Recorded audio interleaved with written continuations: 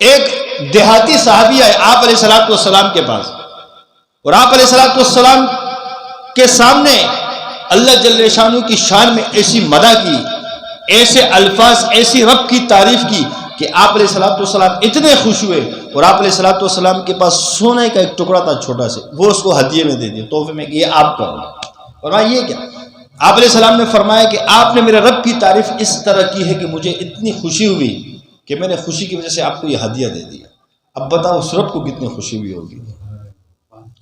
اس رب کی خوشی کو وہی جان سکتا ہے جس کا تعلق رب کے ساتھ ہے۔ ہمارا زیادہ لگاؤ اپنی اولاد کے ساتھ ہے، بیوی کے ساتھ ہے، والدین کے ساتھ ہے، بہن بھائیوں کے ساتھ ہے، اور ہونا بھی چاہیے کیونکہ اللہ کا حکم ہے، لیکن اللہ کے مقابلے میں سب چیزوں کو 0 نمبر پہ رکھنا چاہیے۔ رکھتے ہم نہیں رکھتے۔ میرے سامنے میرے بچوں کی کوئی تعریف کرے کہ آپ کے بچہ اتنا خوبصورت ہے، اتنا پیارا ہے، پڑھائی میں دھیان ہے، بول چال اچھا ہے، اس کا کردار اچھا ہے، اس کا رہن سہن اچھا ہے، معاشرت اس کی اچھی ہے، معاملات کا اچھا ہے، مجھے کتنی خوشی ہوتی کہ نہیں؟ دل پہ ہاتھ رکھ کے بتا۔ آپ کے سامنے آپ کے بچوں کی کوئی تعریف کرے آپ کو خوشی ہوگی کہ نہیں؟ آپ کے سامنے آپ کے کسی بھائی کی کوئی تعریف کرے آپ کو خوشی ہوگی کہ نہیں؟